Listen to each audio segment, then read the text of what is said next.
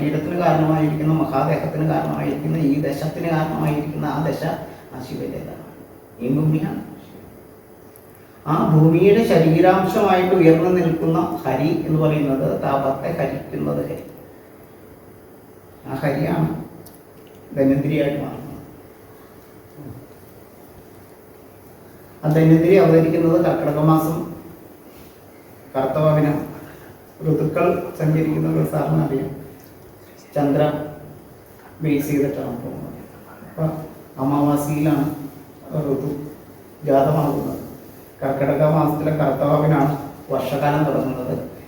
ഈ ഹരിതലോകം ധന്വന്തിരിയായിട്ട് അവതരിച്ച് നമ്മുടെ തൊടികളിലേക്ക്, നമ്മളുടെ മുറ്റങ്ങളിലേക്ക്, കാടുകളിലേക്കെല്ലാം ഔഷധിയായിട്ട് മാറി നിറഞ്ഞ് സർവ്വജീവലോകത്തിൻ്റെയും രോഗത്തെ മുക്തമാക്കുന്ന രീതിയിൽ ആ ധന്വന്തിരിയുടെ ആ അമൃത കലശവുമായിട്ട് എത്തുന്ന സമയമാണ് കർക്കിടക മാസത്തിലെ കർത്തവാവ്. അവിടെയാണ് നമ്മൾ ഈ പ്രപഞ്ചം, ഈ വൈഷ്ണവ ശക്തിയുടെ ആ ജീവനാംശത്തെ ഏറ്റവും കൂടുതൽ ഉപയോഗിക്കണമെന്ന് പറയുന്നത്. അപ്പോഴാണ് ഇലകൾക്കൊക്കെ പ്രാധാന്യം വരുന്നത്. കർക്കിടക മാസത്തിൽ ഇലകൾക്കൊക്കെ പ്രാധാന്യം വരുന്നത് അപ്പോൾ എല്ലാം ഔഷധി ഭൗതികം. സസ്യലോകത്തിന് ശക്തി വർദ്ധിക്കും. മേടമാസത്തിലെ വിഷുവം എന്ന് പറയുന്ന പ്രതിഭാസത്തിൽ സസ്യലോകത്തിനും ജന്തുലോകത്തിനും ഒരുപോലെ ശക്തി വർദ്ധിക്കും. അപ്പോഴാണ് വസന്തം എന്ന് പറയുന്ന പ്രതിഭാസം ഉണ്ടാകുന്നത്. ഇങ്ങനെ വരുമ്പോഴത്തേക്കും, എന്നാൽ അതേസമയം ഈ വസന്തത്തിന്റെ, മേടത്തിന്റെ നേരെ ഓപ്പോസിറ്റ് നിൽക്കുന്നതാണ് കന്നിതുല മാസം. അവിടെ വരുമ്പോഴത്തേക്കും സസ്യലോകത്തിന് ശക്തി വർദ്ധിക്കും, ജന്തുലോകത്തിന് ശക്തി ക്ഷയിക്കും. അപ്പോഴാണ് അസ്തമയ കാരണമായിട്ട് മരണം സംഭവിക്കുന്നത്. അപ്പൊ ഈ നമ്മൾ വസന്തം, ഗ്രീഷ്മം, വർഷം, ശരത്ത്, ഹേമന്ത്, ശിശിരം എന്ന് പറയുന്ന പ്രതിഭാസം ഒരു ദിവസത്തിൽ മിന്നിമറയുന്ന പ്രതിഭാസമാണ്. 24 മണിക്കൂറിൽ മിന്നിമറയുന്ന 6 പ്രതിഭാസങ്ങളാണ് സൂര്യന്റെ ദ്വാദശഭാവത്തിൽ സംബന്ധിക്കുന്ന ഈ പ്രതിഭാസം.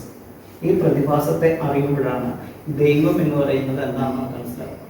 ഇപ്പം മണ്ണ് ശിവനാണ്, ജലം പാർവതിയാണ്, അഗ്നി ബ്രഹ്മാവാണ്, ആകാശം സരസ്വതിയാണ്.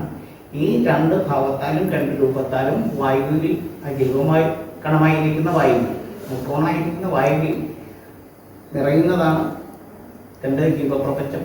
അതാണ് സസ്യലോകം, ജന്തുലോകം. അതാണ് ആദ്യമുണ്ടായത് ആദി, രണ്ടാമതുണ്ടായത് ഔവ.